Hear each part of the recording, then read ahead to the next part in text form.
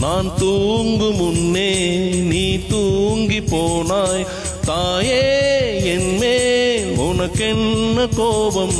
கண்ணான கண்ணே என் தெய்வ பெண்ணே, கண்ணில் தூசி நீ ஊத வேண்டும். ஐயோ ஏன் இந்த சாபம்? எல்லாம் என்றோ நான் செய்த பாவம். பகலும் இரவாகி பயமானதே அம்மா, விளக்கின் துணையின்றி இருளானதே.